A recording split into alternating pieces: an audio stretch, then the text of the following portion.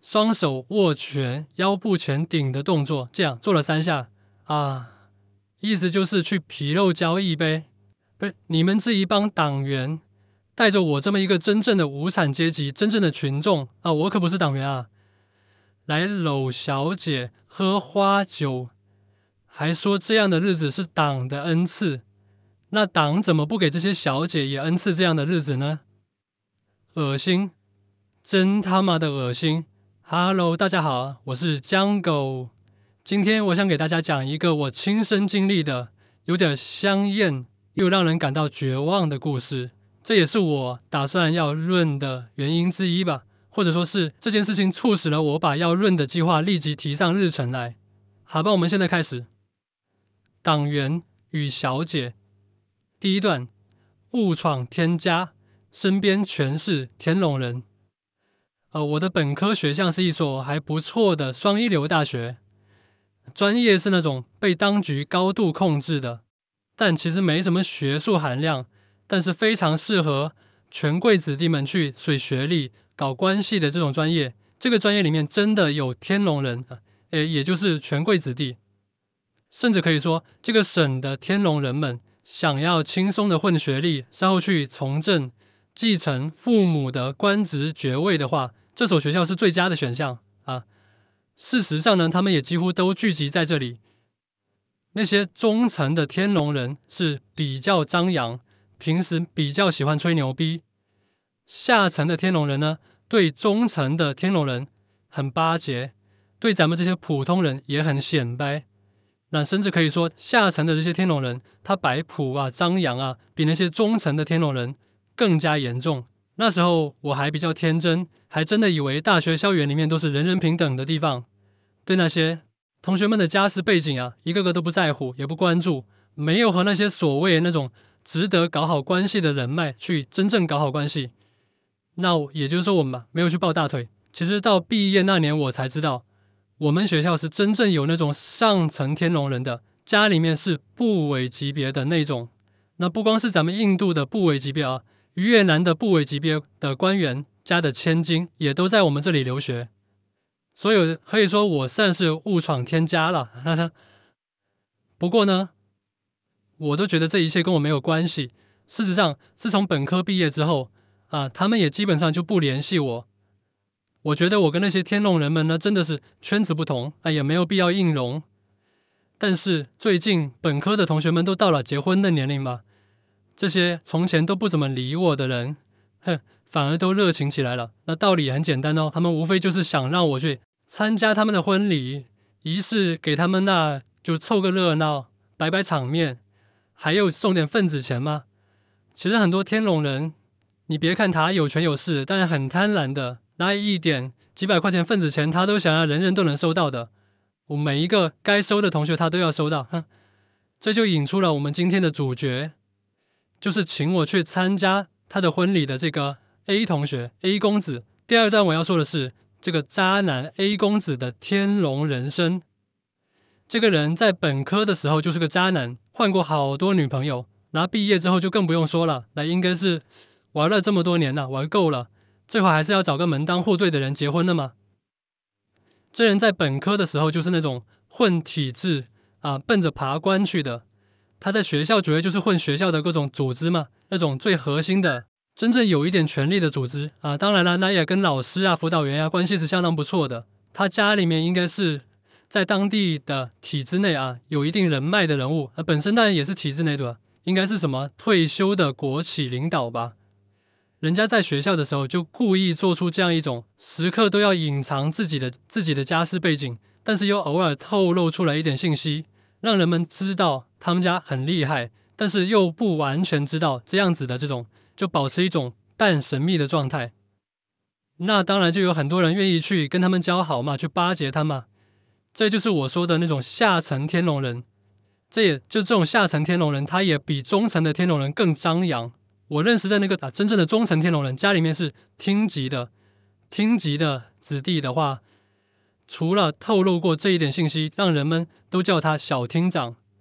把這個最核心、最彰顯權力的這點信息透露了之外，其他的基本上都沒透露。那比這位國企領導家的公子呢，這個 A 公子呢，還是要稍微謹慎一點啊。當時當然了，其實他們都不是不夠謹慎，沒有真正的隱身，真正隱藏的最好的是那種上層天龍人。我說的那兩位我知道的，咱們印度的還有越南的部委官員家的千金，這兩位都是我畢業的時候到的，才知道他們的家世背景的。人家這個才是低調。這位 A 公子啊，畢業的時候那也是心比天高啊，要去大企業闖蕩。當然，像他們這些人的確也是有點真才實學的，要不然你怎麼能考進雙一流嘛？但主要他還是非常擅長搞關係。大家都知道了，去的最多的地方那就是金融業的國企。後來我知道，這個婚禮前夜招待我們吃夜宵的那一桌的老同學，除了我，幾乎所有人都是在金融業。那當然也包括這個 A 公子，他之前也是金融業的。但是我們這個專業其實是個純文科呀，哪懂什麼金融啊？但是啊，去這個賽道，金融國企，那並不需要什麼真才實學，因為他們天然就有特權壟斷信息，你只需要提前知道內幕消息，你就能躺着賺翻天，根本就不需要任何的個人能力、專業知識。不過眾所周知，金融業它是不產生價值的，不創造財富的，那都是分配利益的工具而已。你說他們賺得盆滿缽滿，那被收割的自然就是咱們小老百姓咯。但你還別真以為他們躺着賺錢這麼容易，於是就人人都賺到錢，人人都發達了。也不是，因為以前行情好啊，大家都心高氣傲，都這山看着那山高，有了菠蘿還想香蕉，所以有很多人反覆橫跳，想要去到更高的地方。也有很多人拿着很輕易賺來的錢，瘋狂的加槓桿搞投資。結果呢，有些人在職場上翻了車，有些人在股市裡面虧了本，就是有不少曾經也豪言壯語要幹很多大事的那種天龍人，最後啊，還是都在家人的安排之下，回到體制內的一個非常安穩的崗位上，當個小領導，準備將來等那些門閥世家互相，那些人的門閥世家大佬互相提拔自己的子弟，去幹那些自己的家族所謂三代繼承的偉業。哈哈，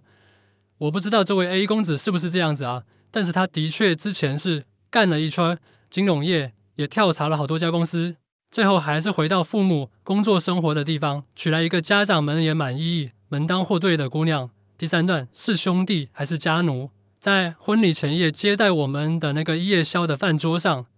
A 公子是姍姍來遲，但是他提前交代了一位所謂的兄弟負責招待我們啊，我就稱之為 B 兄弟吧。這位阿 B 兄弟見到每個人都點頭哈腰，說話特別的豪氣但又圓滑，做事啊滴水不漏，特別講究細節，就像一個專業的服務人員，但是也掩蓋不住他滿身的那種江湖氣息。我這一見面我就感到非常詫異，這個 A 公子怎麼會有這樣一位 B 兄弟呢？這人看起來不像是讀過大學的樣子，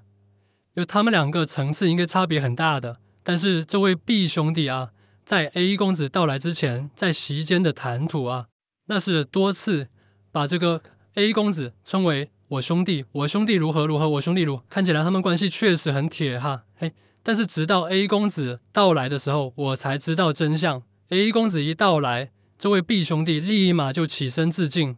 A 公子一落座，這個 B 兄弟就連忙給 A 公子端茶倒水，幫他拿外套放東西，然後又趕緊匯報說老同學們到了之後，他是如何如何招待的，按照名單哪些到了，哪些還沒到等等啊。那就像下屬向領導匯報工作一樣，忙了好幾分鐘啊。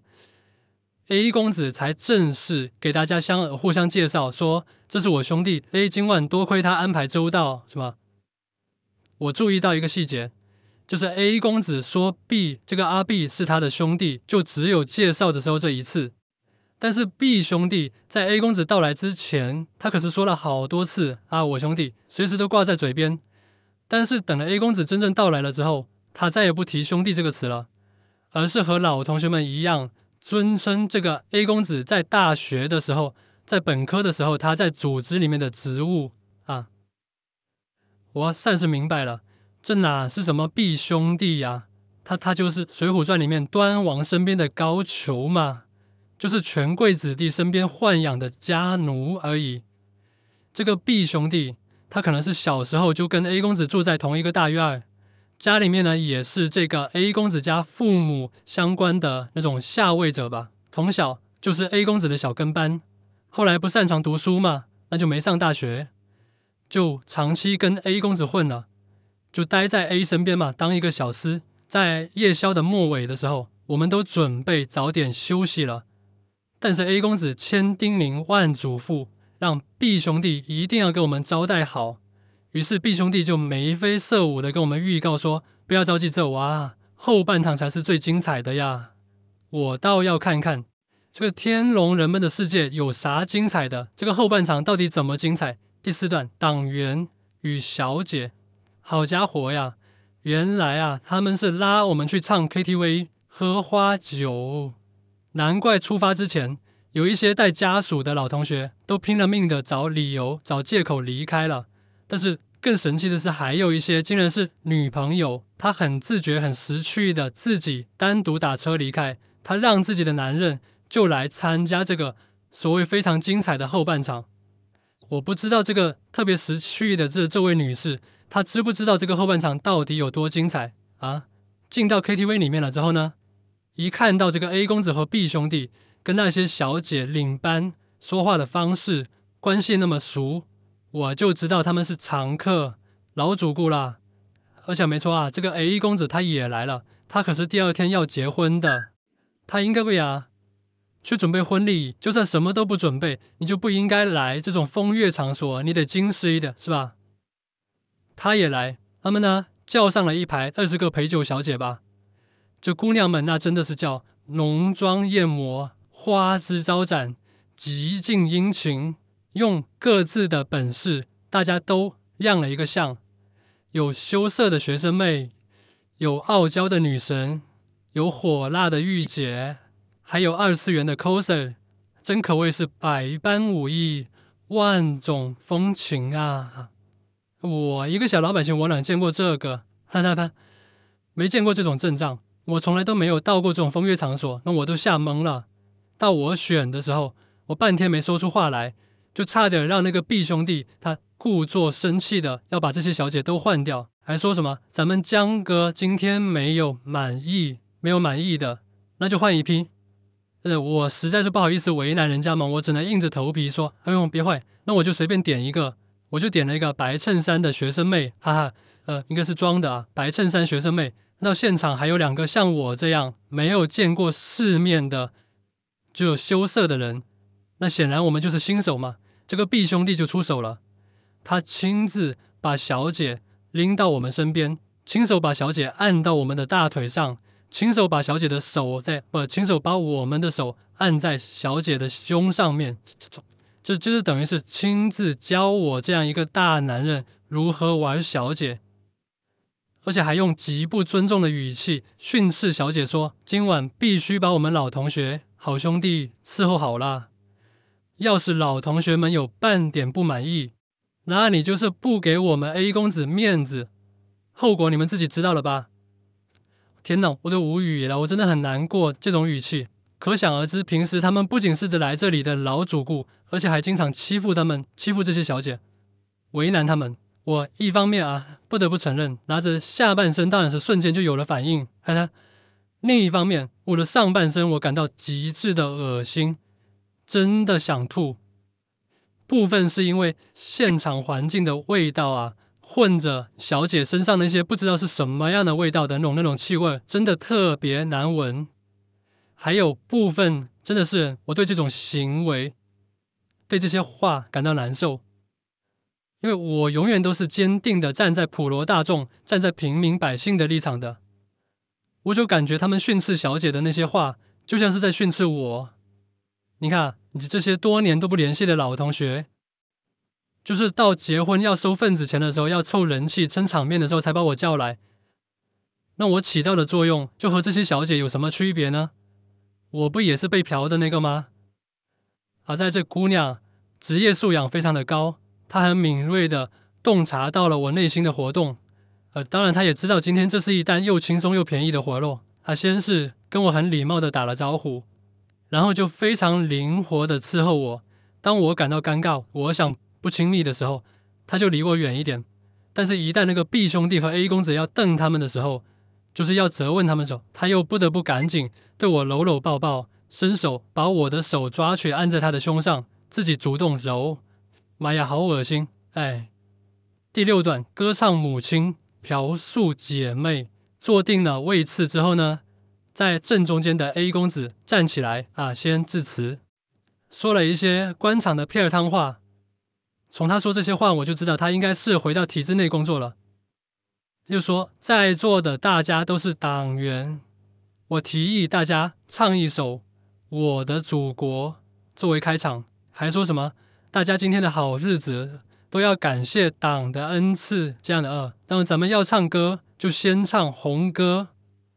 我呸呀，虧他說得出來。你們這一幫黨員帶着我這麼一個真正的無產階級真正的群眾我可不是黨員來摟小姐喝花酒，還說這樣的日子是黨的恩賜，那黨怎麼不給這些小姐也恩賜這樣的日子呢？惡心，真他媽的惡心。於是呢，現場就響起了歡快的歌聲，氛圍也開始嗨起來啦，就唱的什麼一條大河波浪寬，風吹大好花香兩岸。當他們唱到在這片遼闊的土地上，到處都有明媚的風光的時候唱到這一句的時候，我就注意到有人竟然在捏小姐的胸，哎呀，還對着小姐壞笑淫笑，就在他們心中用這麼神聖的歌詞用來形容小姐甚至是妓女，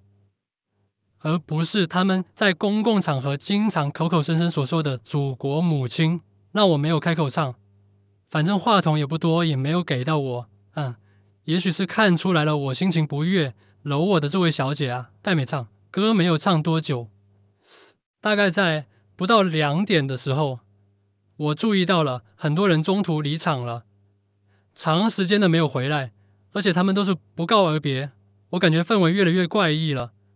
我都打算真的要走了。尤其是那個 B 兄弟他都不在了，他是負責招待我們的。這個時候，另一個也是 A 公子比較親近的老同學就出來暗示說，唱歌沒什麼意思，想要玩刺激一點的話，可以加錢把小姐帶出去。我一時還沒有反應過來，我就傻乎乎的問：這麼晚了，還要去哪裡幹什麼嗎？他滿臉壞笑的給我做了3下雙手握拳、腰部全頂的動作，這樣做了3下意思就是去皮肉交易唄。那這真的就是嫖妓了不是找小姐，這就是嫖妓了。我們說找小姐，也許還有那種就是陪酒小姐、陪唱小姐，那不賣身的，那這個肯定就是去嫖妓了，賣身了。我才恍然大悟原來這些半數以上的，大概2/3的中途離場的黨員同志是去嫖妓了呀！我的天，嫖妓呀，太惡心了！他們剛才還在歌唱祖國母親，那他們和他們一起引吭高歌的這些小姐們，那不應該是階級同胞戲嗎？姐妹嗎？剛歌唱完母親，就要去嫖自己的姐妹了，這就是共產黨員的覺悟B 兄弟他今天所謂勞苦功高，悄悄的不辭而別，他肯定是去嫖妓了，毫無疑問。那 A 公子也中途離場了，他是不是也去嫖妓了呢？該不會是結婚前夜最後放縱一次吧？反正我是不得而知了，我也不願意去想這些天龍人的屁事，我們小老百姓管不着也想不到，最後只有大概1/3的人，當然包括我啦，在2點過的時候就正常的離場了，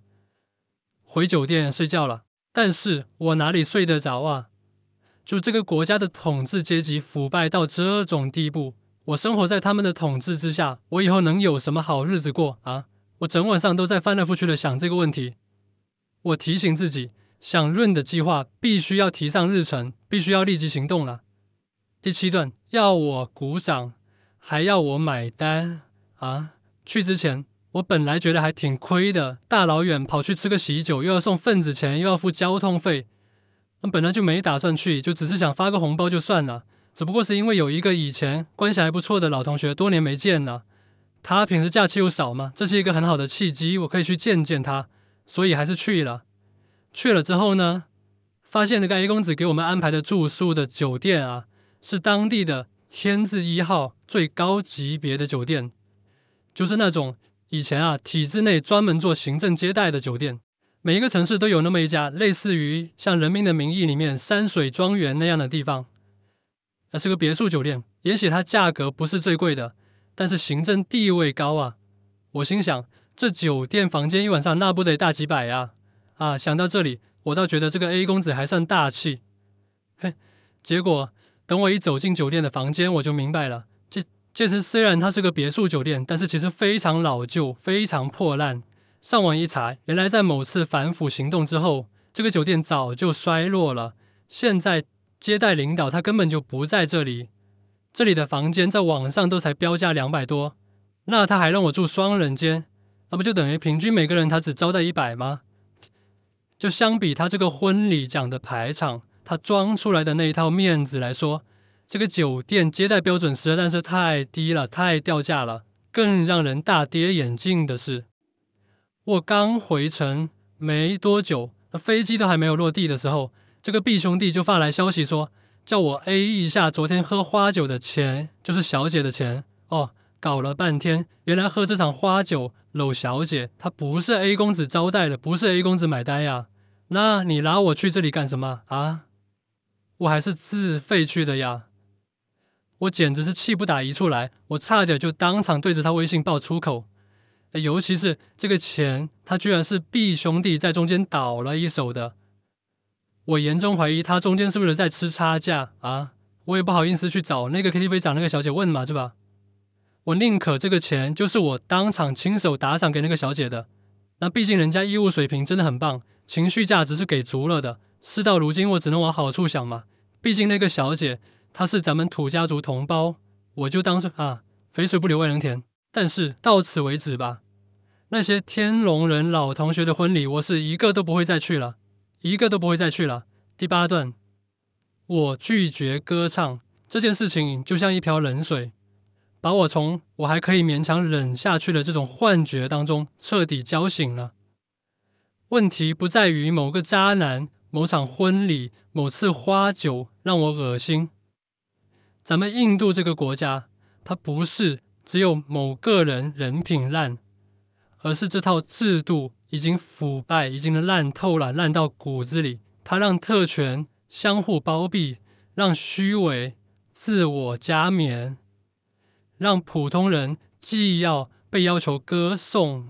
又隨時被當作陪襯，當作耗材。他們的奢靡生活都讓我們這些普通人來買單。我不是嫉妒這些天龍人的生活，我是無法接受自己要在這樣的規則之下長期的甚至永遠的裝聾作啞，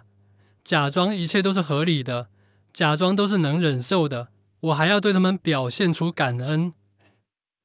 我不奉陪了，我想去一個地方，努力能被看見，尊嚴不被踐踏，不用一邊高唱讚歌，一邊心裡作嘔，哪怕是從零開始，也好過在這場盛宴旁被按着頭鼓掌，被逼着歌唱。所以潤，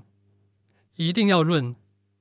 就算是去喝花酒找小姐，我也要去喝民主世界的花酒，也要去找文明世界的小姐。